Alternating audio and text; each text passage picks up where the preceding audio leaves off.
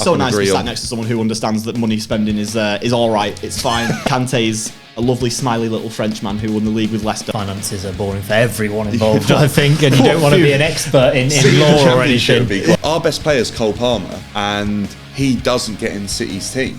Like, he didn't. That's why he left. Hello guys, welcome back to this episode of the Sportsman Untitled. And I've got two very special guests with me today. We've got Dan from Chelsea Fan TV. Dan, how are you getting on? Yeah, great to be here. Chelsea are off the back of a win, so I'm in a good mood. Very good. And making his second appearance is Joe from City Xtra. Joe, how are you getting on? All good, yeah. Also coming off the back of a win, so yeah, loving life. I've got a bit of a quiz question for you today, given it's your second appearance. Oof. Do you think Scott Carson has made more or less than 2 appearances for Manchester City? So he only plays when it's dead rubbers in the Champions League, like sixth group game, like we've got 15 points already. I think he's made 2, bob on. Incredible. I thought I'd caught you out. There we go. You have matched Scott Carson for appearances by turning up today. So in many ways, I am the Scott Carson of this. Just always there picking up medals. Yeah, I'll take the credit, but I don't do anything. Right, we're here to talk a bit about Chelsea. We'll kick off with Chelsea, the big talking points there. Dan, what is the problem with Chelsea, or is there a single person to blame with Chelsea over the last 18 months? Todd Boehly. That if you're looking for one person, Todd Boehly is the man who takes most of the blame, because he's the guy at the top who's making all the decisions. The butt stops with him, in my opinion. There are definitely more problems than just Todd Boehly at Chelsea, because Todd Boehly's here for the next... He's done 18 months. We've got another 8 years, definitely. He's committed to 10. He's spent a lot of money, so he's obviously trying to make something happen with Chelsea. But right now, I just think there are problems that could be solved whilst Boehly's going to be here, but I think he's ultimately made the decision. So that's where I'd say the problem is right now, if you're looking for one person to blame. What are the things that can be solved that you touched upon there that could be quick fixes, if you like? So I think player recruitment was something that's been not too great. It's easy to see we've spent so much money and where we are in the table just doesn't replicate what's been spent and the output we're getting from the players. And ultimately, I just feel like the manager wasn't the right appointment for the club. Interesting. Joe, how do you feel about Pochettino at Chelsea? He's obviously been a highly rated coach, especially over the last few years, one of Europe's best, but it doesn't seem to quite be going his way. Yeah, it's an odd one, because I think after his time at Spurs, a lot of City fans kind of would have been quite open to the idea of him taking over from Pep afterwards. And I always saw what he did at Spurs. I mean, he bottled a 2-horse race with Leicester, didn't he? Like it looked like it was all them until third, didn't he? Yeah, exactly. Yeah, and I think it was that game at Chelsea in particular where it really just fell apart for Spurs, and that was it. Turned up at PSG and lost the title to Lille. Like, he's not a guy who screams winner to me. Obviously, he got them to the Champions League final. Spurs, that is, in one of the most, as a City fan who had to be there when that Sterling goal got disallowed, most disgusting and outrageous routes to the final I've ever seen in my life. But yeah, I think he's a manager who, I understand why. I think he works best at clubs like Southampton and Spurs, where he actually did succeed, where it's like they've not got the best budget in the world. He kind of gets given a young-ish core of players and is just allowed to work with that and actually coach and do his job there. But I think the problem that he's had at Chelsea is, as Dan's just touched on, is the fact that they're just throwing players at him. Like I doubt he's had a say in more than probably half a dozen of the players that have been signed, maybe, like if that. Like, it just seems like there are a lot of players who've been bought. Like, you just seen players turn up on the bench every week at Chelsea who, like, you didn't even know they'd signed. And I don't know how any manager can function in that system. But having said that, I think hiring a Spurs legend manager as a Chelsea fan it immediately puts you on the back foot in terms of liking him.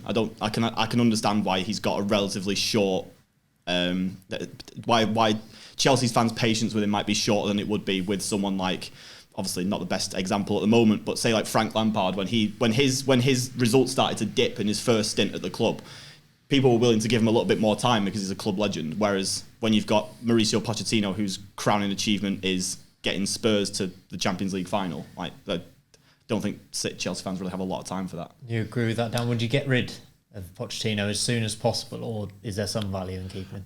Right now, before the Villa game, I was firmly in the camp that he had to go. I think we saw a different Chelsea against Villa. It's whether or not we can keep that as a consistent performance level.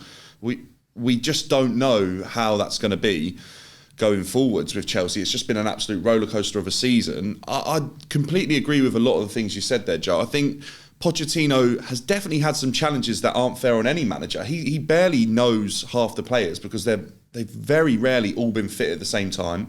He's got players getting injured week in, week out. They've never played together. They're not a team. This is him gelling a team together, which how many times has he done that and where did he finish? With Spurs, I guess when he brought players in, where did they finish? PSG put new ideas into the team. They didn't win the league. Southampton, it probably took them a little bit to get going. So maybe it's natural for Pochettino to be in this stage, but unfortunately, I just think with how Chelsea's last 18 months have been, we don't have any patience as a fan group. And then when we're seeing the lackless, effortless, idealist performances that we're seeing on the pitch, I just don't think the Chelsea fans are willing to give him any time.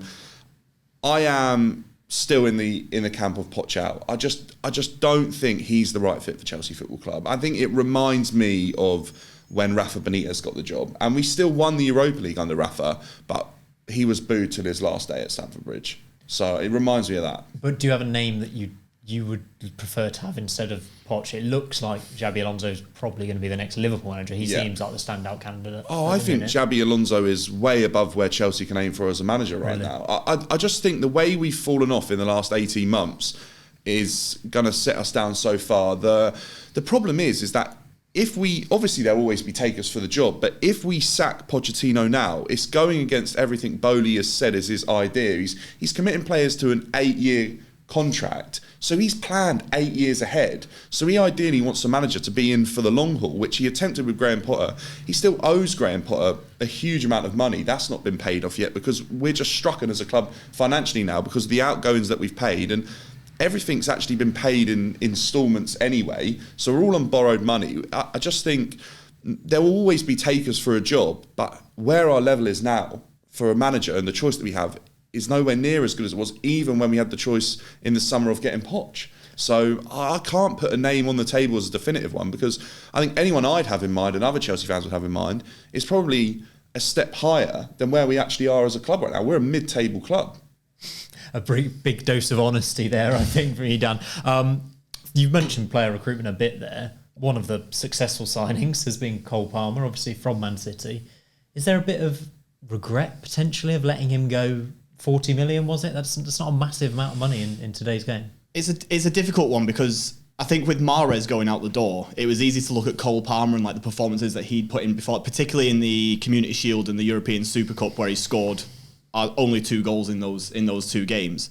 Palmer being that same kind of winger who cuts in from the right and sort of can do, he's got that creative spark that obviously Chelsea, I'd be shocked if he's not Chelsea's highest chance creator in the team by a good distance. And that's kind of what he brings, and that's why a lot of people wanted to sort of see him step up when Mahrez left. But the only problem is that our alternatives on the right-hand side at the time were Phil Foden and Bernardo Silva, and we were in the process of signing Jeremy Doku when he said that he was going to leave. I just don't think he'd have played the games at City that he's played at Chelsea that have got him to the level that have now made him so pivotal to Chelsea's attacking. If we had the Cole Palmer that Chelsea now have, I don't think we'd have ever sold him. We'd have kept hold of him. He'd probably be playing a lot of games for us. And if we were to sell him, we'd have probably asked for 60, 70 million instead of the 40, 45 that we got.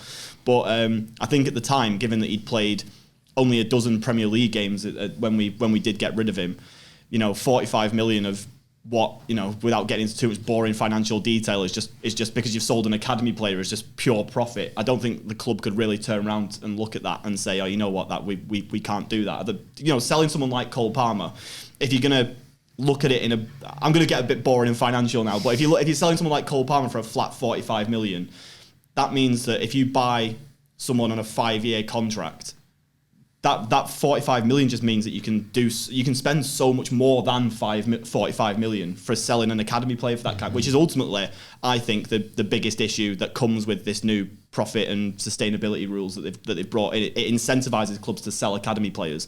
But I think because of the amount of money that was on the table and because of how little Cole Palmer had played for us in the last 12 to 18 months. Some of it down to injury, but also some of it down to the fact that when it gets to a real crunch time in the title race, we're playing more established players than him. It was a difficult deal for City to turn down. So it's easy to look at it with a bit of regret when you see him, especially scoring penalties for Chelsea every week, because we're crying out for a penalty taker. But I think, yeah, it was a good move for him. It was a good move for City, and it's one of them that's just worked out for Chelsea as well, as much as anything else. Palmer's obviously been the main success in terms of recruitment, but you mentioned a lot of players are on 8-year contracts. I think Robert Sanchez has got a contract till like 2030, which is already seems absolutely baffling. Is there a worry now for you that you're going to have in 5 years' time these players who aren't contributing, they haven't fulfilled their potential, and they're just hanging around because they're getting paid 100 odd grand a week and they're set for life? Where's the motivation for them? Yeah, that's a problem that has been discussed quite a lot between Chelsea fans, is what is the motivation here? They're on 9-year contracts, they're on 8-year contracts. 6 is probably the lowest I've seen Chelsea do anyone a contract with in the last 18 months since Todd Bowley's been here, which is crazy when you think about it. They're all coming in at a young age. They are all on a contract that gives them time to develop. The problem I have is more now, rather than in 5 years' time, 4 years' time, when they actually get to a point where their contract could be purchasable, right? Players move for like 3-year deals left on their contract, 4-year deals, but no one's going to move and pay someone out of their contract when they've got like 7 years left. And that's where I worry. And that's where I think Chelsea have the issue right now, is that the immediate, right now, for the next 2-3 years, players can be just in limbo at Chelsea Football Club because they know they can't get a move because no one's going to pay, or we're just going to have a series of loan deals going out. Just to touch on the financials a little bit, what I've kind of gathered and what I've read is that because they're on these long contracts and we've kind of amortised that cost throughout those years, that if we are to sell these players for a lower price, actually on the books, it should still be okay. But who's going to come in for the players when they're not performing? And that's the issue Chelsea have got right now. The players we sold in the summer when we cleared out the whole squad had at least won a Champions League pretty much. And we got good money for a lot of those players. Now, these players are mid-table players who aren't performing to the level that their price tag suggested they should. How on earth are we going to get any sort of feedback that kind of puts us in a good place financially? And the rumour is that Chelsea have to raise 100 million by June the 30th. Otherwise, we're in big trouble. And I just don't see that happening.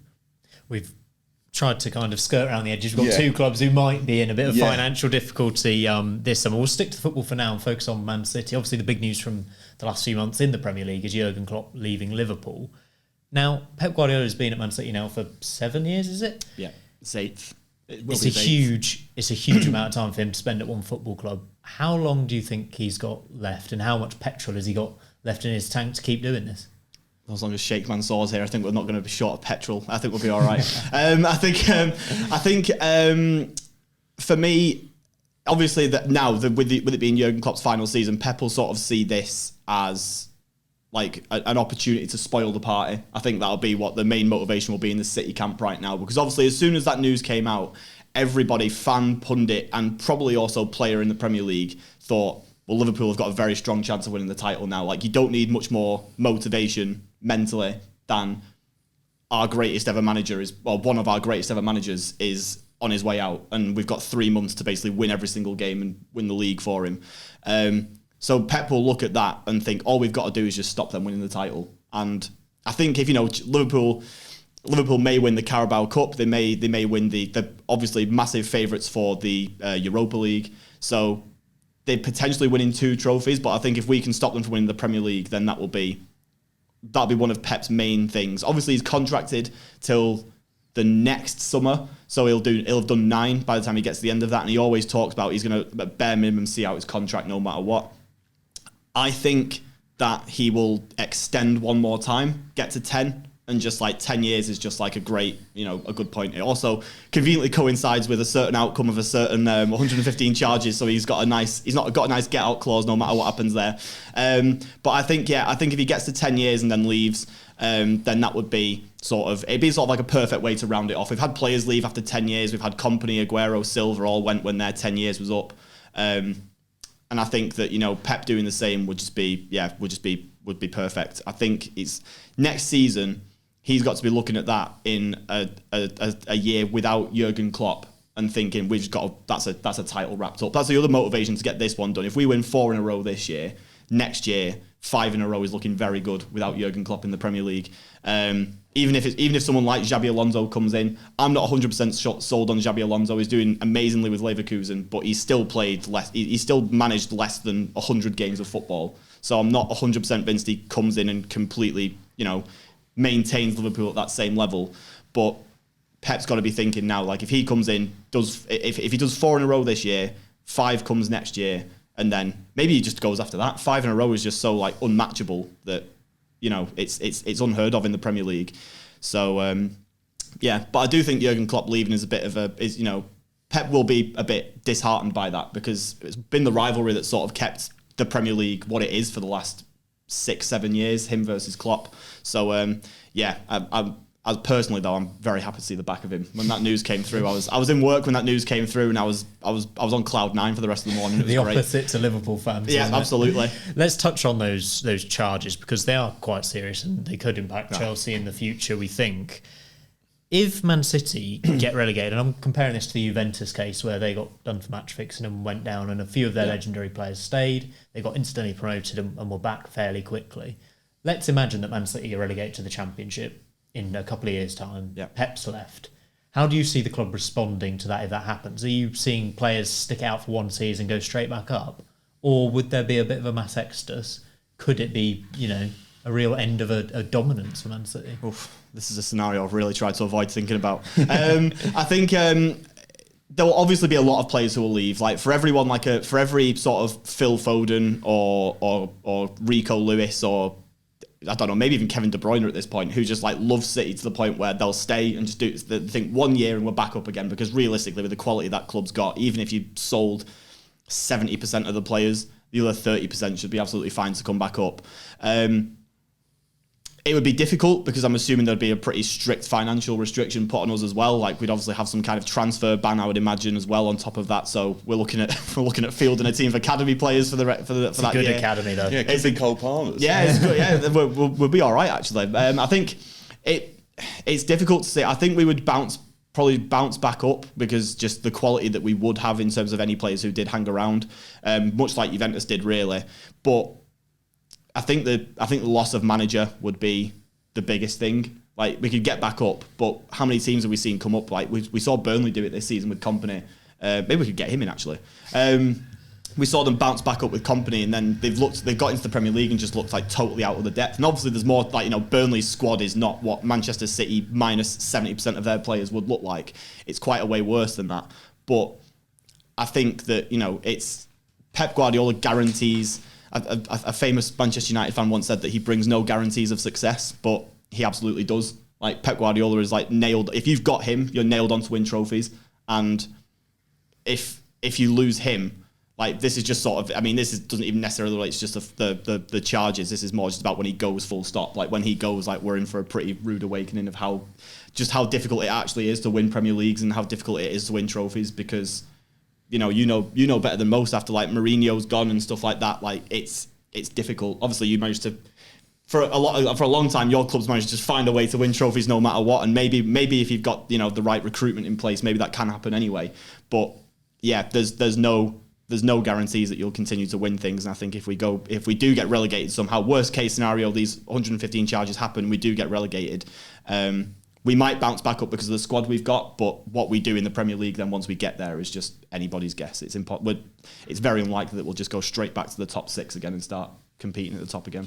Let's move things back to the football because finances are boring for everyone involved, I think, and you don't want to be an expert in law or anything. Would be quite good. Yeah. Well, not for us. We don't want to. Man City Chelsea this weekend. So you got you both on Saturday 5:30.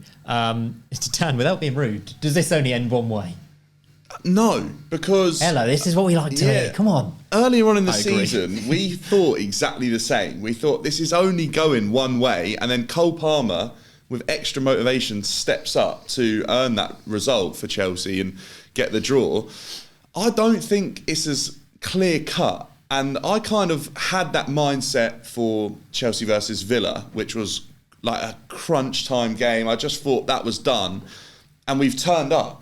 And I just got a feeling that Chelsea are going to turn up in the bigger games because they have something to fight for. There's a bit of motivation. These players know they're going to be on camera, know they have a chance to put themselves out there, know that people are going to be talking about that match. I mean, Chelsea-Man City's been a huge game for years. I mean, we haven't actually beat City, I think, since Porto. I don't think we've actually got a win, have we? I don't think. I don't think so. Don't remind me of Porto, please. So just win the game that matters. So realistically, Chelsea have to try and turn up here to get a result because one, where we are in the table, but two, it would be nice for us to end that sort of run that we've got against City, which has just been absolutely abysmal. I don't think it's as done and dusted as people are going to suggest, just because I don't think I know when this Chelsea team are going to turn up and when they're not. Joe, agree with that? Yeah, I do agree with that. As you say, we thought, City fans as well thought exactly the same thing going into the other game. Was it 4-4 that ended, or was it 3-4? 4-4. Yeah. Like, you know, like we thought we got what we thought was a late winner, and then that's it. Then all you do is just a moment of madness in the penalty area, and that's it. I think it'll be much more difficult than obviously it looks on paper with the sort of the form table at the moment. Like as Dan just pointed out, that game they played against Aston Villa in the FA Cup was very good. Like Aston Villa are not looking brilliant at the moment anyway, as we've seen with the weekend's result just gone. I mean, if you lose to Man United, you aren't doing very well at the moment. I think Chelsea are starting to sort of slowly but surely improve the performances. I know that maybe results aren't necessarily going their way a lot of times, but even for a lot of the season, to be honest, there have been a lot of games where I've watched Chelsea and thought they're actually playing quite well. Like, they're doing a lot of good things. It's just that defensively they just seem to be a bit all over that. I don't know if it's just because they've got, like, Thiago Silva's not getting any younger. They've got a lot of, you know, the fullbacks. One of at least the fullbacks constantly being injured doesn't really do them any favours. But we're, you know, as City at the moment now, we're at a stage of the season where we've just got to be looking at every game and just thinking we've got to win it. Like, to win the title, which 100% is the aim at the club, we've got to look at games like Chelsea and, like, you know, obviously we all know how good Chelsea can be, but we've got to look at where they are in the table and think we can't lose to teams that are around that sort of mid-table area. We've got to be putting them away, no matter whether it is Chelsea or whether it's anyone. So, you mentioned a couple of the Chelsea players there. Do you think any of the Chelsea players at the moment get into that Man City team? You could answer that as well. Yeah, that's a real tough one. To be honest, right now, our best player is Cole Palmer, and he doesn't get in City's team. Like, he didn't. That's why he left. So I genuinely think that shows the level of where Chelsea's squad is now compared to where Manchester City's is. Our best player would be a bench warmer for Manchester City. So, no. Enzo Fernandez? I don't think so. Enzo's been pretty underwhelming for me for a huge part of the season. I think he's playing injured, apparently, and he actually had a really good game playing in a slightly different role. But for some reason, unknown to me, he's been kind of misprofiled as this creative number 10, and I just don't see that being his game. No. He's played very high up for Chelsea, almost at times being the furthest player forward when we've gone strikerless, and I just don't see that something that worked. And actually seeing him a little bit deeper, getting on the ball, similar sort of role to what you see kind of Fabregas played all those years ago for Chelsea, I actually think that's when he's looked a lot better. Maybe he gets in, but he's not even a touch on Rodri, so I don't see that happening. We haven't got a creative player that's a touch on anyone City have. Winger-wise, I don't see it happening. Like, Doku's electric, he's lightning. Chelsea lack a lot of pace. Sterling wouldn't even get back in this Manchester City side now, so I really don't see it. Defensively, City is solid. Chelsea aren't. We leak goals for fun. Reece James, on his day fit, gets into any team in the world, but he plays 5 games a season. That's the one I would have said. I would have said Reece James. Like, a fully fit Reece James walks into pretty much every team. Kyle Walker, right back? Current Kyle Walker, yes. Really? Would you? Kyle Walker's fit, though. Yeah. Oh, yeah. Don't get me wrong. If I was going to have someone to have in the squad for the full season, he's got 2 legs. Yeah, that's it. On current, yeah. But if I was going to take, say, the best of Reece James, like what he can be. If I was going to, you ask me now, like a season of current Kyle Walker or a season of fully fit Reece James, I'm taking Reece James like all day. I think he's just. it's such a shame for for Chelsea and for England that he's never fully fit. I remember I saw a stat not long ago about how little football he's played in the last 2 years. It's crazy. I think he made more appearances on that loan spell at Wigan than he might have in Chelsea in the last couple of years. It's crazy. It's madness. But when he is good, he is just we're that Champions good. League winners when he's that good, right? Yeah. But I think the biggest thing for England is luckily we've got a lot of depth in that position, right? Yeah. But for Manchester City, kind of. When you talk about Kyle Walker, this is where, I don't know if you remember a few years ago, there was used to be the argument about Pep being like, is he a good coach or is it just money? And Kyle Walker is the prime example for me that shows he's an amazing coach. Because I think when you saw Kyle Walker at Tottenham, he was raw, it was all about his pace, it wasn't about anything on the ball under Pochettino. He was just this rapid defensive right back. Pep Guardiola has transformed Kyle Walker into probably, due to his fitness and capabilities physically and now mentally, the best right back in the world for a long period of time. Absolutely. And he's just getting older and older. And I'm not seeing, you watch a lot more City than me, but I'm not seeing the weaknesses in his game that I thought I would. What is he now, 34? 30. He will be 34 by the end of the season, I think. Yeah. This is why Pep, it shows me that you are, like you said earlier, you are now guaranteed success because he is that good of a coach. Kyle Walker is the player to put in profile, I think, and just see the improvement he's made in the last 5 years under Pep Guardiola. It's amazing. We'll touch on Kyle Walker a bit later on because we've got a combined Premier League era 11 coming up for Chelsea and Man City to end the show with. Let's talk about Man City, though. You mentioned the Premier League this season. Nail down what trophies Man City are going to win this season under Pep Guardiola. So I think we will win the league. I think realistically it's just going to come down to us not losing at Anfield, which I'll take if you were to ask me now, would I take a draw? 100% I'll take a draw at Anfield. I just don't want Jurgen Klopp to have his last game against City be a win. I just can't. I can't have that stadium happy. Like I just no. I think we will win the Premier League. I also think that Arsenal are just kind of like they're not going to be in it by the end of the season. We've seen this before, haven't we? We know how this goes.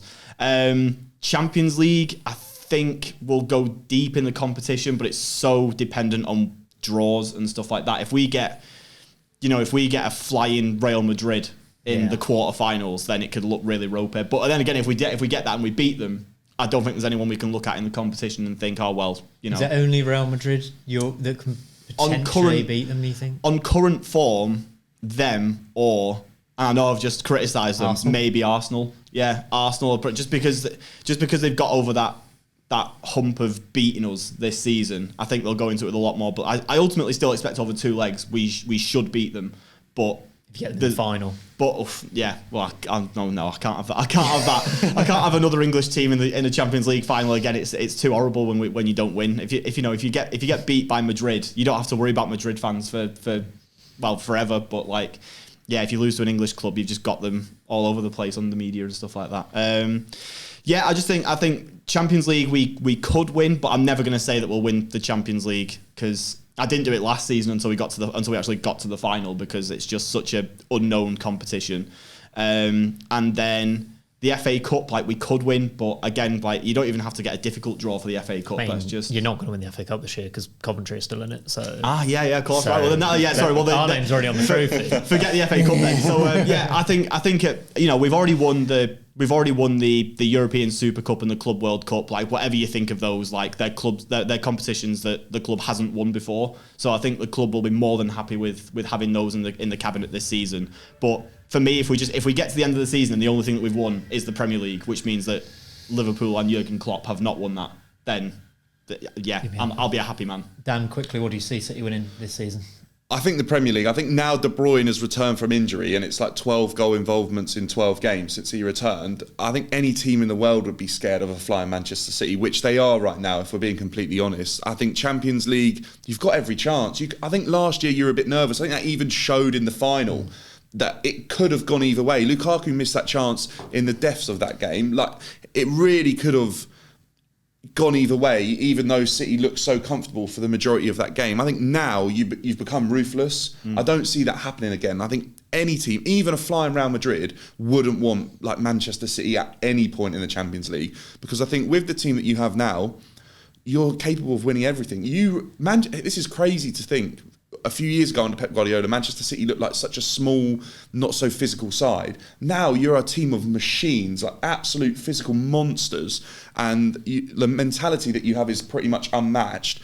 I think City, whatever they put their mind to, are capable of winning. So I don't think the Premier League alone is enough for Manchester City for me right now. I just don't think it is. I think Manchester City going into a season have to look at 2 as a minimum, because I don't think anyone gets close in England. And in Europe, yes, there's obviously competition, but then FA Cups are definite. And we know what Pep's like. Look at what his record was like in the League Cup. He doesn't mind what the trophy is. He just wins it, because that's what Pep does. Yeah. He's incredible at the moment. Right, I've got a bit of a hypothetical question for you both. Probably easier for you to answer this one, Joe. So we'll start with Dan. Fast forward 12 months' time, we're sat here again. What does it look like for Chelsea? Where are they in the table? Who is in charge? What does it look like for Chelsea? The same. I just don't see it changing. I think the only difference Chelsea can make, there are 2 main things. There is... 1, the manager. If you get the right manager, they can achieve anything with any team if they just click and it works, because some managers are amazing at getting jobs out of a team that just fits them perfectly, the club, everything. We've seen it happen. Look at the likes of Leicester when they won the league. Everything just clicked for them that season. They definitely didn't have the best squad. Yeah, they had some really good players, but it all just worked out for them perfectly. That's one of the biggest changes, but who that is, no one knows, and that's completely hypothetical. I think goals have been a massive, massive problem for Chelsea probably since Diego Costa left the club. Realistically, coming from a number 9, all the years we had with Hazard, we would play without a striker in a lot of games, in our big games. We had Giroud do well for a little bit, but he was never really our set number 9. So I think bringing in a striker who's clinical and can put the ball in the back of the net, our chance creation is actually pretty good. If you look at where we should be on XG in the table, we're miles off it, because we haven't been able to convert our big chances. Cole Palmer, like we touched on earlier, has created so many chances. I think there's creativity there in this Chelsea team. Enzo, when he drops a little bit deeper. So I think a number 9 would be absolutely key to Chelsea. Can you afford a number 9 this summer? Who knows? And what I saw of Osimhen in AFCON suggests to me that if that's the person that we're set on and we're linked with, I mean, he's ghosted that whole tournament. It's 1 goal in 7. He looked completely off it in any game I watched. And I watched about 3 games of Nigeria because I really wanted to profile Osimhen and see if he was the right type of player.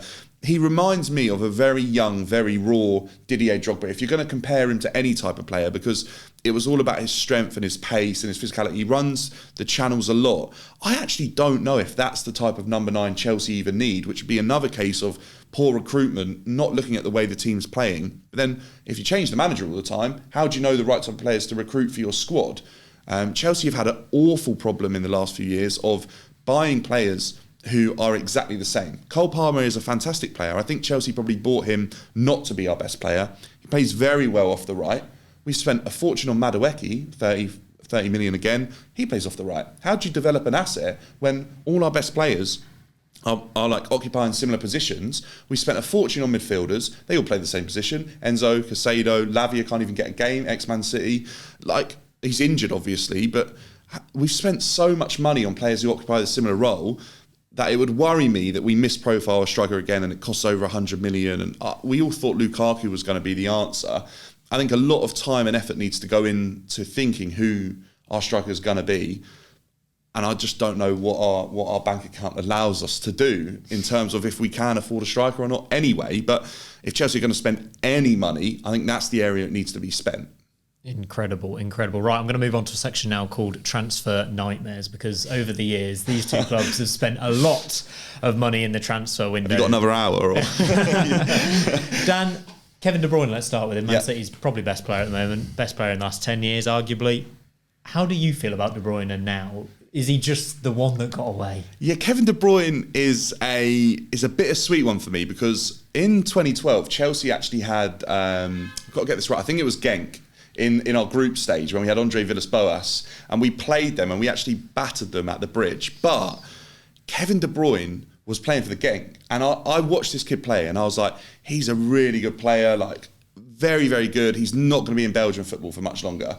Then, I think literally the next season, Chelsea signed him, and I was really excited with it. He actually started really well when Jose Mourinho returned, And then all of a sudden, he was out the door. And I don't really know what happened. I think De Bruyne knew where he could get to. Obviously, he knew his own ability.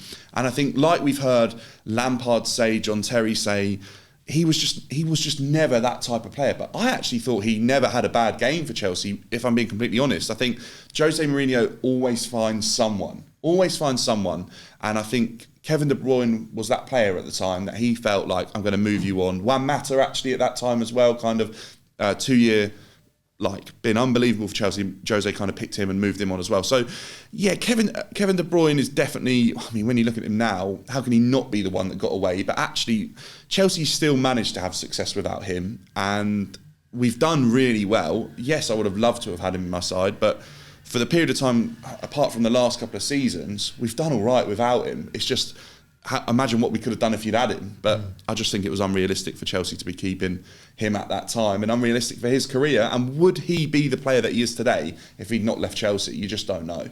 Joe, where does he rank for you in terms of Premier League midfielders of all time? He's number one. Easy. I think it's number one. I think you could maybe, obviously there's always the ongoing, I don't think Scholes in this debate, there's always the ongoing thing of like Lampard and Gerrard as well. But I think De Bruyne can do everything that Gerrard can do. Plus he's got better goal output.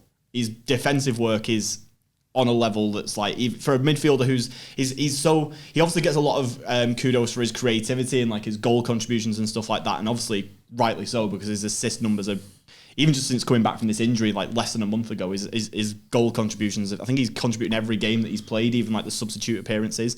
I think, but also obviously going the other way, like his physicality and his defensive work rate, he can play pretty much anywhere on the pitch in front of that back four. Like he's so like unique in what he does and what he can do. Obviously there'll be fans of other clubs who'll be looking at this and thinking there's no way that he's the best in the Premier League because, you know, Roy Keane or Gerrard or Lampard maybe, I don't know. There'll be a lot of people who'll be saying other things, but for me, De Bruyne he's just the best. I think he's just he has so much of, he's so extremely good in one thing, but he's also very good in like everything else, to the point where I don't know how you can look at it and think that it can be anyone else. He's clearly an incredible player, but my thing with De Bruyne is, and you can argue against this, okay, I don't think he's had a moment as such where, and I don't know if I'm completely wrong, I think he's gone off injured in 2 Champions League finals. Yeah.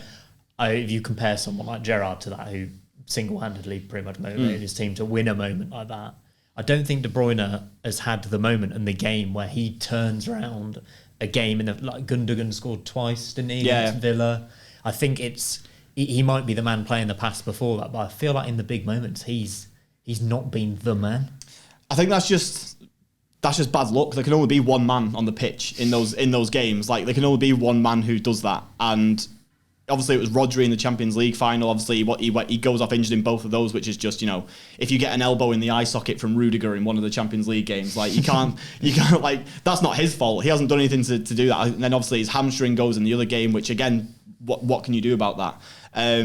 There's been plenty of, with the Premier League, obviously, unless you have an Aguero or a Gundogan, like a final game kind of thing happen, and De Bruyne did set up that Gundogan goal, and so he's had a bit of a moment. But I think it's difficult to have a moment in the Premier League if it isn't on the final day. Like De Bruyne has plenty of moments through the Premier League. Like I think back to that 100-point title winning season where we beat Chelsea, current champions Chelsea 1-0 at Stamford Bridge, and he just absolutely destroys it into the net with his left foot. I was going to say, if I think of a De Bruyne moment, that might be the one, because it was against Chelsea. It was at the time when he was at the peak of his powers. Yeah. And that kind of, this was like, yeah, this is what you lost moment. Yeah. And that was kind of the one in my mind that jumped to my head. But I think not even winning a Player of the Month kind of proves what you said, that he hasn't really had like a moment or real like, not that he's not been consistent, but you know when a player's just been so dominant for a month, they obviously win Player of the Month. I think also playing in the most dominant team almost doesn't help. I know he's part of that, but City just win most This is a problem anyway. this is a problem that I kind of have with these kind of awards. Full stop. Really, is that like when you play in a team as good as Manchester City? You know, City. Obviously, fans on Twitter love a moan about absolutely anything, but the number of times where we've got to the end of a season where City have finished first or second and ended the year with like 3 players in the team of the year.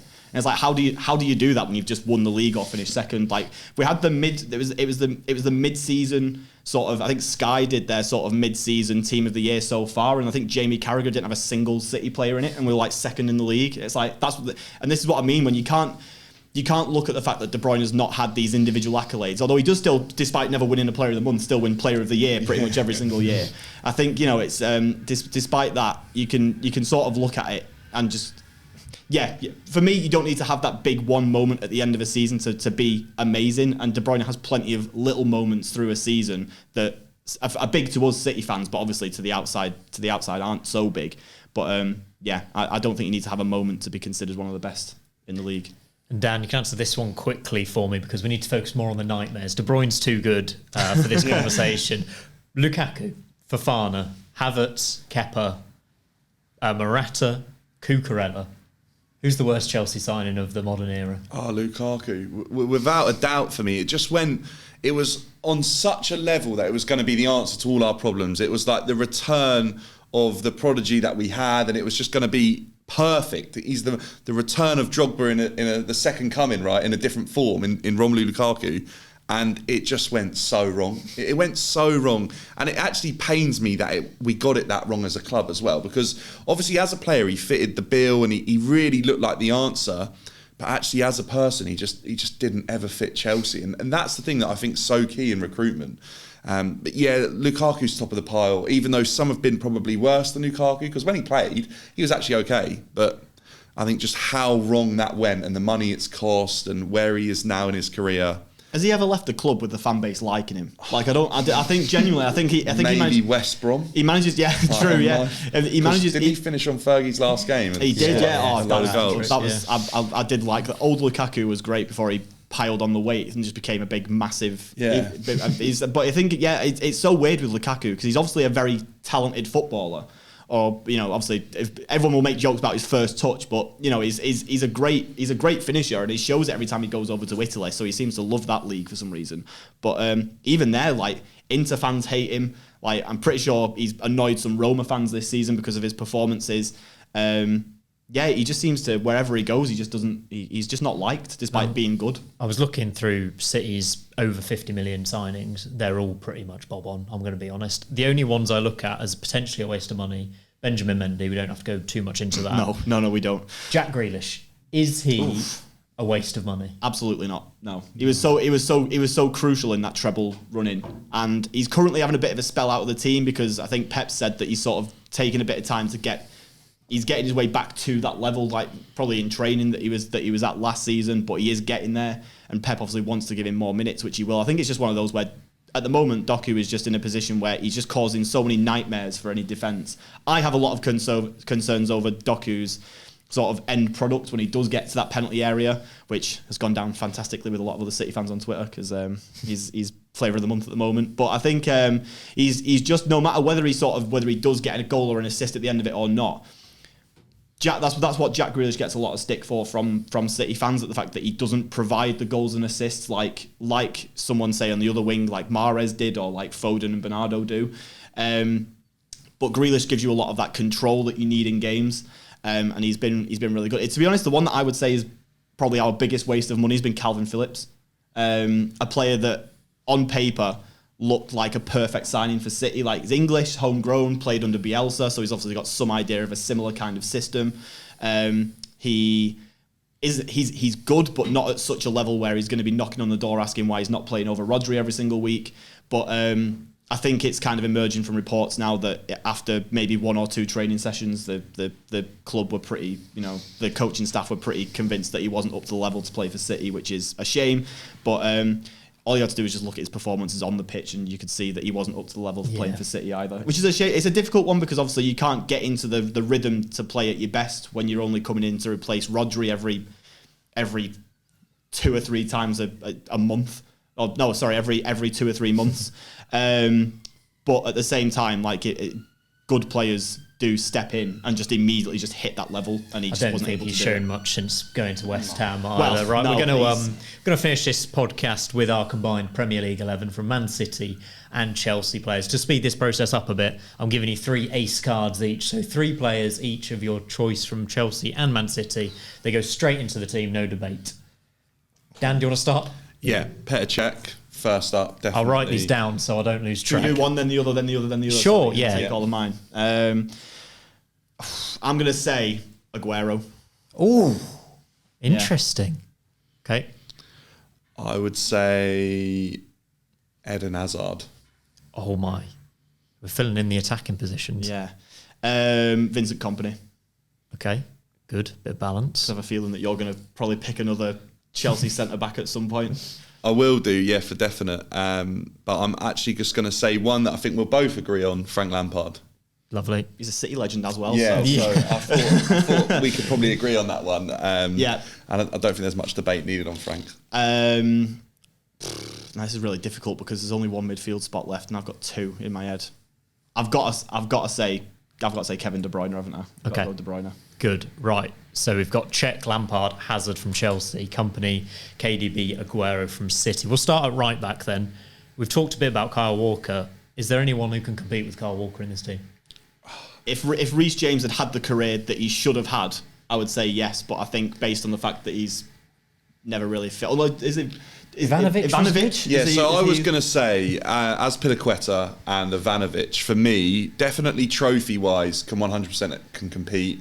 I think you've even got to chuck Paulo Ferreira into the mix. He played in a team that only conceded 15 goals. There is that, yeah. So defensively was exceptional. Obviously going forward wasn't an unbelievable player. I think Azpilicueta's longevity in so many different positions. For me, Azpi would get in the team. I don't disagree with Kyle Walker. I think he's been exceptional, like I said. So I could probably let you have Kyle Walker on the basis that... Can we let you have the left back? Yeah, sure. Ashley yeah, Cole. I think All so. right, let's do Walker and Cole. I mean, there's no debate, is there, on Ashley Cole? No. I think we can agree on that left back wise. And then another centre-back to partner Vincent Kompany. I think It's got to be JT. There's only Like there's if only it one. isn't John Terry, then there are other names up for debate. I don't know about from City defensively, but definitely from Chelsea. Like Mangala. Bring back Mangala. I mean, that game, honestly, his debut against Diego Costa, I was very excited for Mangala, and then then the rest of his career happened. I think Who would be close to Terry in terms of Chelsea centre-backs? in terms of Chelsea, I mean, Azpilicueta in a back three would definitely be close for me. I think Azpi won everything there was to win, so you can't shy away from what he's done. He was a winner. He was the best in his position in 3 different positions in the league at the time. I genuinely think centre-back wise, bar him, I mean, people underrate this guy so much, but Carvalho was exceptional. He's probably the reason John Terry was so good. Even in his latter stages, Thiago Silva's been an exceptional player who's been better than probably most of the centre-backs City have had. But for me, I think Azpi would really be the only one that kind of gets close to not being in that back four that I'm like, But other than that, We'll stick with JT. So we've got Cech, Walker, Company, JT, Cole. Midfield, to go with KDB and Lampard. So what sort of midfielder are we after here? It's got to be a 6, and it got to be a holder. Got to be a defensive mid. We all know I'm going to say Rodri or Fernandinho here, but I think you might have one or two. I think I've got a trump card on your 2 there. I think N'Golo Kante has to be in this midfield. I think look at what he's done wherever he's been exceptional. He's won the Premier League multiple times. He's obviously won a Champions League pretty much on his own. Pretty much carried all of those teams through huge games. Carried France to a World Cup final. Obviously wasn't amazing in that final, but he did really well. I think if he's not in that midfield, I just don't see it happening. I think durability-wise, I'd be worried about that midfield bar Lampard because we know Kante and De Bruyne have had their injuries, but I'm sure if they're all fit on their day, that would be, I mean, that's an amazing midfield, if you had isn't to it? pick Rodri or Fernandinho, if you put him one forward to go against Kante. So I actually think that quietly Fernandinho was every bit as good as Kante was. I think it's just that in his peak times at Manchester City, in that 100-point season in particular, in the 2019 season, he was doing all the running that Kante was doing. He was doing all the passing that Kante was doing. He was doing all the tackling that Kante was doing. But Kante's a lovely smiley little Frenchman who won the league with Leicester, so everyone loved him more than Fernandinho. But I can't really argue with that, to be fair. Even with all that said, like Kante was just because he did it with Leicester. I think that just makes it, and the World Cup factor as well. Let's just There are two names that I think Man City fans and Chelsea fans would definitely be talking about for that midfield that aren't there, and I think one would be Makelele, because he made that position his own and kind of turned that position into a position for generations to come. And we saw it with like Busquets at Barcelona, and then obviously Rodri now, similar position. Yeah. Chelsea have tried to replicate that as well. We've never got anyone really close to Makelele. Kante was a little bit different. The name for me though, probably my favourite Manchester City player of all time is David Silva. Yeah. He was exceptional. It was him or KDB that I had to pick for this. That's the only. Obviously, Kevin De Bruyne has been an amazing player, but not seeing David Silva and a combined Chelsea Man City 11 is. He can play right wing. You know, he can play. We can put him there. This is probably going to be the biggest argument we're going to have. He was a great player because we've got Hazard and Aguero. Yeah. We could probably squeeze in another central striker if you want. We could squeeze in a wide player. Yeah, Hazard can play 10. And an attacking forward. Yeah. Have at it. I mean, you're running out of options after you say Aguero, I reckon. So there's this massive Norwegian guy who's currently making the league look like a bit of a joke at the moment. He's all right. Is he Didier Drogba though? Nah, he not yet. Not yet. His goals to game ratio is so much better than like Drogba's a moments player. Like obviously the Champions League final and like basically every FA Cup, Carling Cup final that he played in, Drogba was there. But come on, nearly 40 goals in a Premier League season. Like that's. I'm not going to deny it, but I think in the team that he's in, it obviously helps Haaland so much. I think he's an exceptional player, but for me right now, he's just not getting in over Drogba. I think if we have this debate in another 5 years' time, Drogba probably isn't in the debate much longer. Yeah, but I think right now, Didier Drogba, for what he achieved and how he's inspired a generation of players. When players talk about strikers now, they talk about that are coming through. They talk about Didier Drogba, and I think in 5-10 years' time, when Haaland's sort of coming to the end of his career, actually it's probably a bit longer than that, to be fair, isn't it? He's an absolute machine. I think then we'll be speaking about a generation that Haaland inspired, and actually, when you look at it, it's a difficult one, but I think on what's been achieved throughout their career, Drogba would just nick it for me. But obviously, I'm a little bit biased on that. There's a few wingers as well that we're kind of leaving out. Are. Your Robbins, I was going to say Damien Duff. I don't know where that came from. It's all right. For me, is Zola, another massive name. Juan Mata was exceptional for a couple of seasons at Chelsea. I think when you look, Sterling? Sterling at his best in like sort of that between 2017 and 2020. Raheem Sterling was amazing, but I think he wasn't even a touch on Hazard. But I think the level drop. I think we'll go Hazard number 10 and then two central strikers. So I think if you look at that for a team, that's going to win everything, isn't it? Yeah. That's the two most successful. If you put Haaland in that team, that's going to win. That's going to win now. I'm writing the name down and it doesn't begin with H. Should be amazing, but in the last 25 years, most of that squad's won everything there is to win in football. Yeah, and that's where Manchester City and Chelsea have been for so long, and I think that's why Chelsea fans are finding it so strange to be where we are right now as a club. So I'll run through the 11 we've got. I'm pretty happy with it. We've got Cech in goal, Kyle Walker, Company, John Terry, Ashley Cole.